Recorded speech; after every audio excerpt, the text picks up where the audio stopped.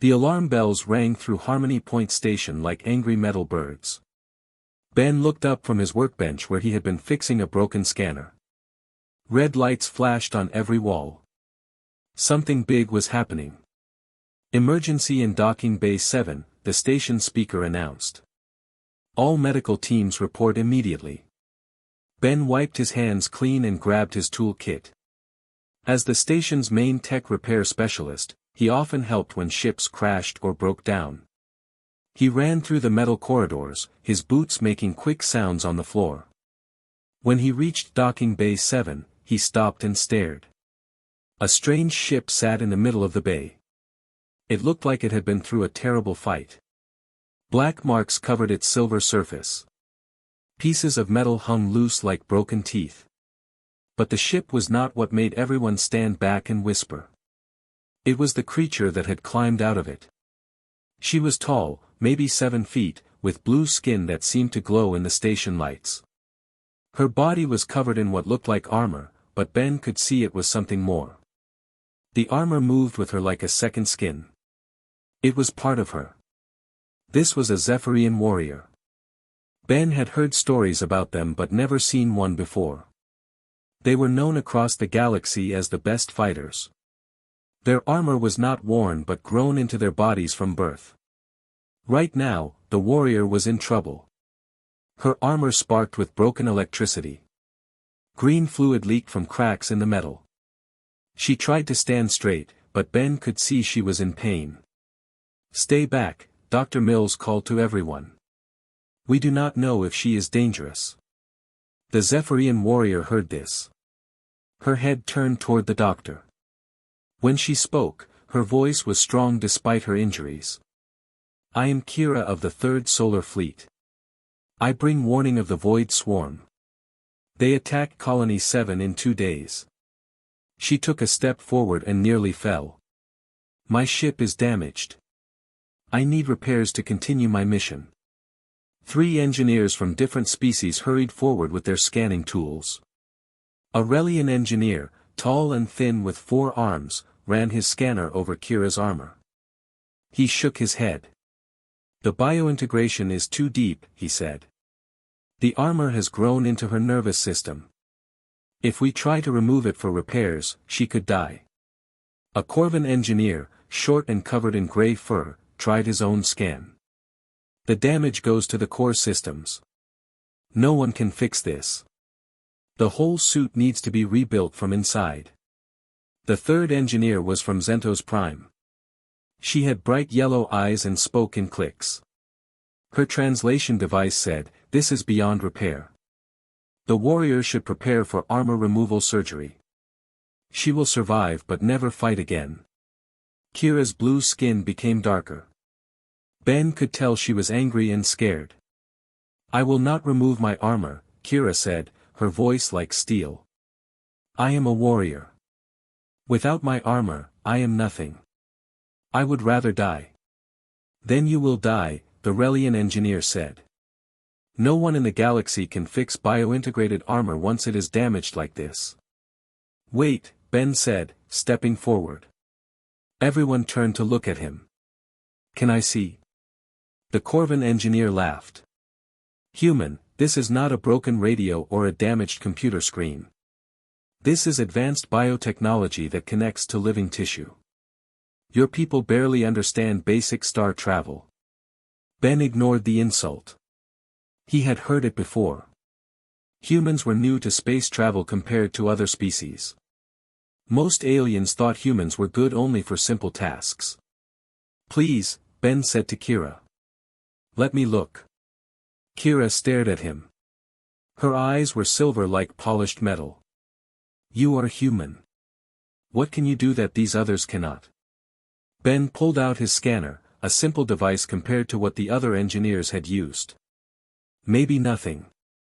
But maybe something different." The other engineers stepped back, shaking their heads. They thought Ben was wasting time. Ben moved slowly toward Kira. He could see she was ready to fight if he tried to hurt her.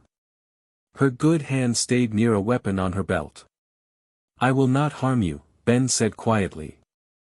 I just want to understand how your armor works.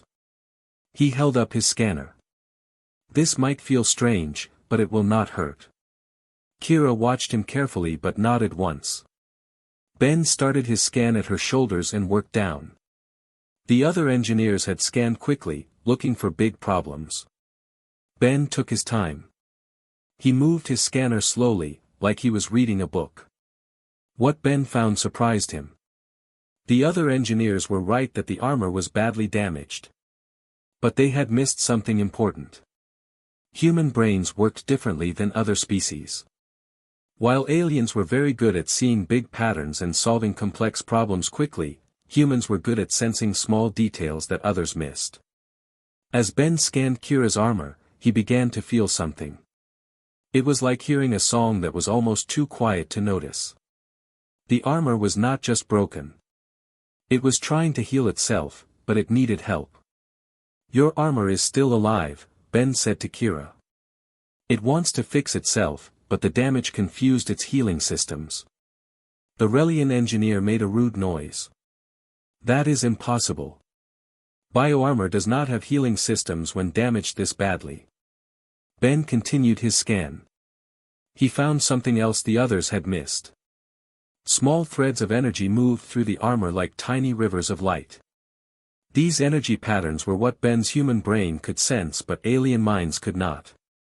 There are microchannels throughout your armor, Ben told Kira. They carry healing energy, but some channels are blocked. If I can clear the blocks, your armor might be able to repair itself. Ridiculous, the Corvan engineer said. We have advanced medical technology. If there were healing channels, we would see them. Ben looked at his simple scanner reading. You see the big damage. I can feel the small problems. Kira studied Ben's face. Other species have tried to repair Zephyrian armor before. They always make it worse. Why should I trust a human? Ben thought about this. Because humans fix things differently. We do not force repairs. We listen to what the broken thing needs. We work with it, not against it. That sounds like nonsense, the Zentos engineer clicked. But Kira continued to study Ben. Your people are new to space. You have no great technology or powerful weapons. Why do other species allow you on their stations? Ben smiled a little. Because we can fix things that others cannot. We see problems differently. The truth was that humans had become valuable across the galaxy not because they were stronger or smarter than other species, but because they approached problems with something most aliens did not understand, intuition. Where other species used logic and computational power, humans used feelings and instincts. They could sense when something was wrong with a machine or system even when scans showed everything was normal. Ben had fixed countless alien technologies that other engineers said were impossible to repair. He did it by listening to the machines, feeling how they wanted to work, and helping them do what they were trying to do. If you let me try, Ben said to Kira, I will be very careful. I will stop if anything feels wrong. Kira looked at the other engineers, then back at Ben. Her armor sparked again, and she winced in pain. The life support in my armor will fail in 6 hours, she said. If you cannot help me by then, I will die anyway. She stepped closer to Ben. But know this, human. If you damage my armor worse or cause me pain for no reason, I will kill you before I die. Ben nodded seriously. I understand. The other engineers moved back further. They thought Ben was making a terrible mistake. Dr. Mills stepped forward. Ben, are you sure about this? If something goes wrong. Something is already wrong, Ben said. This is about helping someone who needs help. Ben looked up at Kira. Even in her damaged armor, she looked dangerous and powerful. But he could also see something else in her silver eyes. She was afraid. Not afraid of dying in battle, which would be an honorable death for a warrior. She was afraid of dying helplessly, unable to complete her mission to warn others about the Void Swarm attack. I will be as gentle as possible, Ben promised. Kira nodded once. Then begin, human. But remember what I said. Ben took a deep breath and prepared to do something no one else in the galaxy thought was possible. He was going to try to heal a dying Zephyrian warrior's armor using nothing but human intuition and careful hands. The other engineers watched and waited, sure they were about to see Ben fail in a way that would cost both him and Kira their lives. But Ben had faith in something they did not understand. He believed that with enough patience and gentleness, even the most broken things could be helped to heal themselves. Ben opened his tool kit and pulled out instruments so small they looked like tiny needles. The other engineers watched from a safe distance. Dr. Mills stayed close with medical equipment, ready to help if something went wrong. I need to touch your armor to understand how the energy flows, Ben told Kira. Is that acceptable? Kira nodded stiffly. Do what you must. Ben placed his hand gently on Kira's shoulder armor. The metal felt warm, almost alive. Through his palm, he could sense tiny vibrations, like a heartbeat made of electricity. Interesting, Ben said quietly. Your armor has its own rhythm. It is trying to sync with your body's natural patterns, but the damage is creating interference. The Relian engineer called out, that is impossible. Armor cannot have rhythms. Ben ignored him and moved his hand slowly across Kira's arm. Everything that works has a rhythm. Engines, computers, even broken radios. The trick is learning to feel it. Ben picked up a tool that looked like a thin metal stick with a glowing tip. This might feel strange. I am going to trace the energy paths in your armor. As Ben began to work, something unexpected happened. Where his tool touched the armor, faint lines of blue light appeared, showing the hidden pathways that carried energy throughout the suit. The alien engineers gasped. Their scanners had never revealed these patterns. How are you doing that? The Corvan engineer demanded. Ben continued working, following the light patterns with careful movements. Human nervous systems can detect electromagnetic fields that other species cannot sense. We evolved on a planet with unusual magnetic properties. This was true. Earth's magnetic field was stronger and more complex than most worlds. Over millions of years, humans had developed an unconscious ability to sense electrical and magnetic patterns. Your armor is beautiful, Ben told Kira as he worked. It is like a symphony made of light and energy. Kira looked surprised. No one has ever called Zephyrian armor beautiful before. Other species fear it. Ben found the first blocked energy channel near Kira's elbow.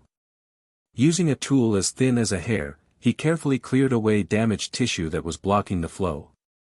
Fear and beauty often go together, Ben said. Your armor is designed for war, but it is also a work of art. Whoever created this understood both function and form. As Ben cleared the blockage, a soft hum filled the air. Part of Kira's armor began to glow with renewed energy. I can feel that, Kira said, wonder in her voice. The pain in my arm is lessening. Ben smiled. Your armor wants to heal. I am just helping it remember how. He moved to the next damaged area, near Kira's chest where her life support systems were failing. This would be more dangerous. If he made a mistake here, Kira could die instantly. Tell me about your mission, Ben said as he worked. It helps me concentrate when I know what we are working toward. Kira was quiet for a moment. Then she began to speak. The Void Swarm is unlike any enemy the galaxy has faced. They do not want territory or resources. They consume everything. Planets, stars, entire systems disappear when they pass through. Ben's tools moved carefully through the damaged circuits near her heart. How many ships do they have? Ships? Kira's voice was bitter. They do not use ships. They are the ships. Living creatures the size of moons, with smaller creatures that serve as fighters and weapons. Ben paused in his work. Living creatures that size should not be possible. Many things should not be possible, Kira said. Yet here you are, fixing armor that my own people cannot repair. Ben found another blockage, this one more complex. Instead of just clearing it, he had to rebuild part of the energy pathway. He worked with materials from his kit, creating new connections that would carry power more efficiently than the original design. Why do you fight them? Ben asked. Because someone must, Kira replied simply. My people are warriors. We protect those who cannot protect themselves. But you could run. Your people could find a new home far from the swarm. Kira's armor began to glow brighter as Ben's repairs took effect. Running is not who we are. Besides, where would we run to? The swarm consumes everything in its path. Eventually, there would be nowhere left to go. Ben understood. He had seen this same determination in humans during Earth's own wars. Some things were worth fighting for, even when victory seemed impossible. There, Ben said, finishing work on her chest systems. Your life support should be stable now. Kira took a deep breath. Yes. I can feel the difference. The air tastes clean again. Ben moved to her legs, where damage to the motor systems had been making it hard for her to walk. This repair would require something different. I need to modify your movement systems, Ben explained. The original design is good, but I can make it better. Better how? Ben showed Kira a small device he had built while working on her other systems. This will connect your armor's motor functions to your nervous system more directly. You will move faster and with more precision. The Zentos engineer clicked loudly in disbelief. Impossible. No one understands Zephyrian biointegration well enough to improve it. Ben looked up at Kira. May I try? Kira studied the device in Ben's hand. Other species have tried to modify our armor before. It always made us weaker. Because they tried to force their technology onto yours, Ben said. I want to help your technology become more itself. This was the key to human engineering philosophy. While other species tried to impose their solutions on problems, humans tried to understand what the existing system wanted to do and helped it do that better. Ben installed his device with movements so precise they seemed like art. As he worked, he explained his thinking. Your armor responds to nerve impulses, but there is delay while signals travel through damaged pathways. This device will create shortcuts, making the response instant. When Ben finished, Kira took a careful step. Then another. Her movements became smooth and fluid in a way they had not been even before the damage. This is remarkable, Kira said. I feel like the armor is part of my own body now instead of something I wear. Ben worked on her weapon systems next. Kira's armor included energy projectors that could fire powerful blasts, but the targeting systems had been scrambled by the damage. I do not just want to fix these, Ben told her. I want to improve them. How? Ben showed her another device he had built. This will link your targeting system to your natural reflexes. Instead of aiming with your mind, you will aim with your instincts. As Ben installed the upgrade, Kira told him more about the Void Swarm. They learn from every battle, she said. Each time we fight them, they adapt. Our weapons become less effective. Our tactics stop working. Then you need to adapt too, Ben said. How do you adapt to an enemy that consumes knowledge itself? Ben thought about this as he calibrated her new targeting system. By becoming something they have never encountered before. When Ben finished his work on Kira's weapons, he stepped back to examine his overall repairs. Her armor now glowed with steady blue light. The sparks and leaks had stopped. But more than that, the armor seemed more alive than before. How do you feel? Ben asked. Kira moved through a series of combat positions. Her movements were faster and more fluid than any Zephyrian warrior before her. When she activated her weapons, the targeting system responded instantly to her thoughts. I feel like I have been reborn, Kira said in amazement. This armor is better than it was when it was new. The alien engineers stared in disbelief. According to everything they knew, what Ben had accomplished was impossible. How did you do this? Dr. Mills asked. Ben packed up his tools. I listened to what the armor wanted to be and helped it become that. Kira looked at her hands, watching energy patterns flow beneath the surface of her armor. In all the galaxy, why are humans the only ones who can do this? Ben considered the question. Maybe because we are young. We do not know what is supposed to be impossible, so we try things that older species would never attempt. Or maybe, Kira said quietly, because you do not try to dominate what you fix. You cooperate with it. Ben nodded. We learned long ago that working together is better than fighting alone. Suddenly, alarms began ringing throughout the station. The speaker system crackled to life. All personnel to battle stations. Long-range sensors detect incoming ships. Species unknown. Estimated arrival in 30 minutes. Kira's head snapped up. The Void Swarm. They followed my ship's trail. Dr. Mills looked panicked. But you said they would attack Colony 7. That is why you came to warn us. They attack multiple targets simultaneously, Kira explained grimly. I thought Harmony Point was too small to interest them. I was wrong. Ben felt fear run through him like cold water. Everything he had heard about the Void Swarm said they were unstoppable.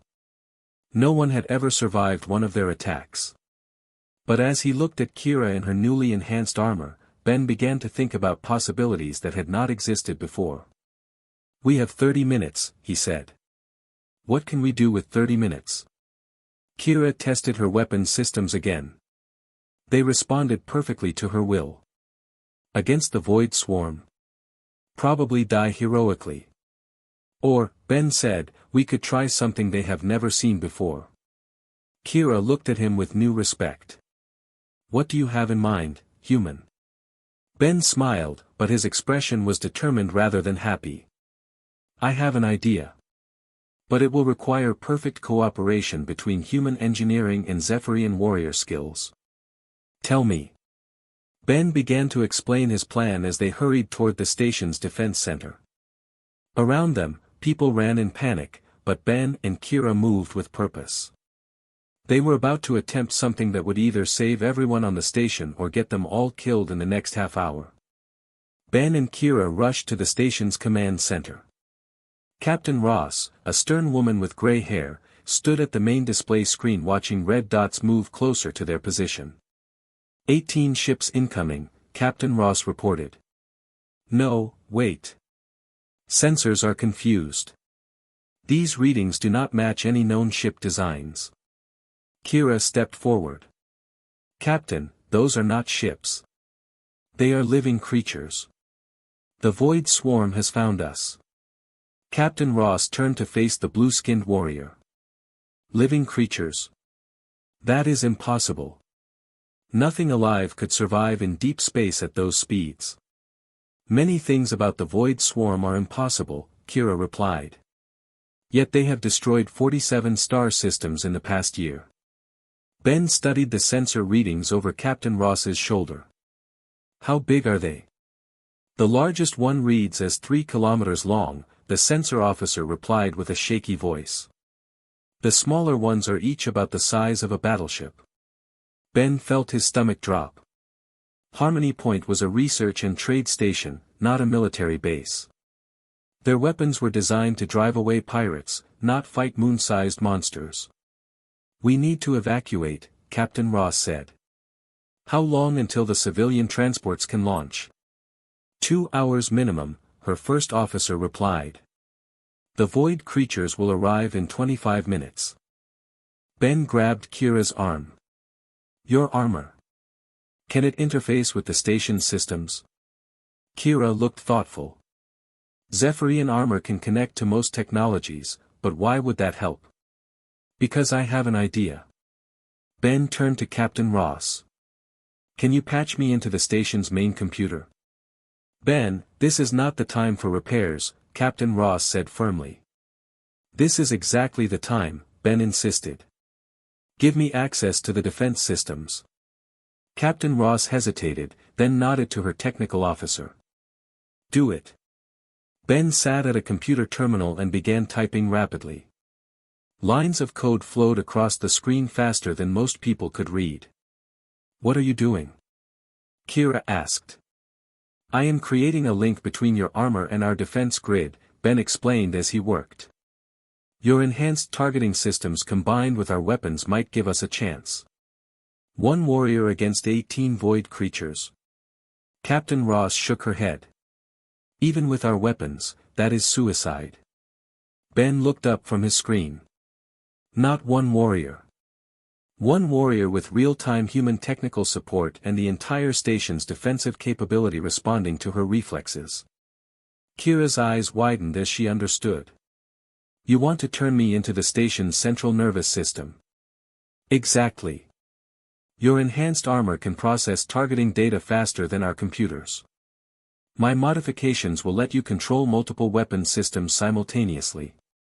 The sensor officer called out, 15 minutes until contact. Ben worked faster. Kira, I need you to connect your armor to this terminal. Kira placed her hand on the interface panel Ben indicated. Immediately, her armor began glowing brighter as data flowed between her systems and the station's computers.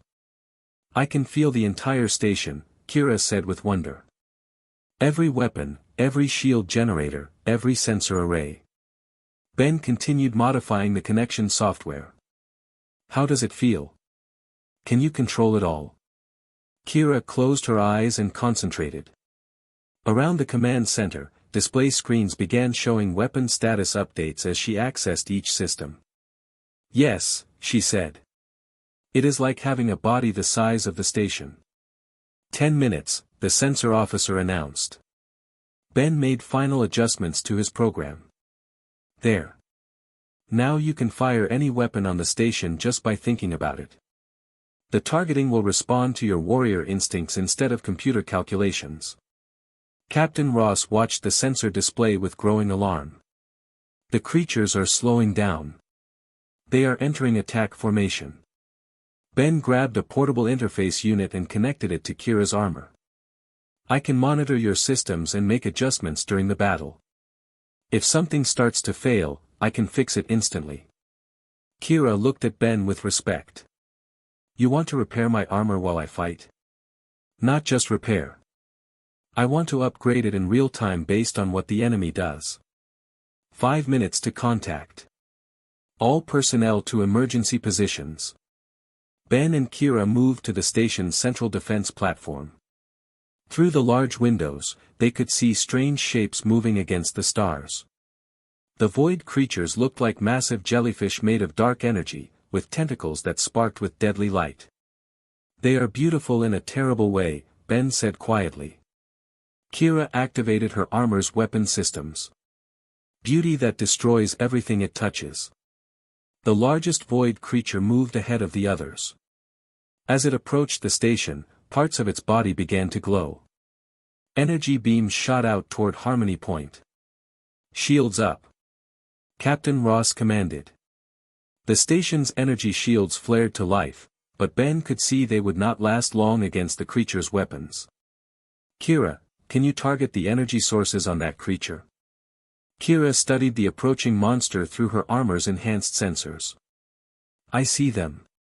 12 primary energy nodes distributed throughout its body. Ben watched his interface as data flowed between Kira's armor and the station's weapons. Fire when ready. Kira focused her mind, and 6 of the station's plasma cannons fired simultaneously. The beams struck the large creature's energy nodes with perfect accuracy. The creature writhed in space as its glow dimmed. But instead of dying, it began to change. Its body shifted and adapted, growing armor over the damaged areas. It is learning from our attack, Kira said grimly. Ben's fingers flew over his interface. Then we learn too. He modified Kira's targeting system, adding new calculation patterns based on what they had just observed. Try hitting the areas between the nodes. Force it to adapt in multiple directions at once. The smaller void creatures joined the attack, firing beams of energy that made the station's shields flicker dangerously. Kira split her attention between multiple targets. Ben watched in amazement as she controlled 12 different weapon systems simultaneously, each firing at different creatures with tactical precision that no computer could match. "Shields at 30%, someone called out. "Ben," Kira said urgently, "my armor is overheating from processing all this data." Ben made rapid adjustments to her cooling systems. "Better?" "Yes, but we need a new strategy. There are too many of them." Ben studied the battle data flowing across his screen. The void creatures were learning and adapting to every weapon they used. But Ben noticed something else. "Kira, when you hit multiple targets quickly, they seem to interfere with each other's adaptation process. You want me to confuse them? I want you to overload them with changes they cannot process fast enough." Ben modified the station's weapons to fire in rapid, unpredictable patterns. Instead of trying to destroy the creatures, they would constantly force them to adapt until their adaptive systems became confused. Kira began firing in complex patterns, hitting different targets in sequences that followed no logical pattern. Ben supported her by constantly modifying the weapon outputs, making each shot slightly different from the last. The strategy began to work.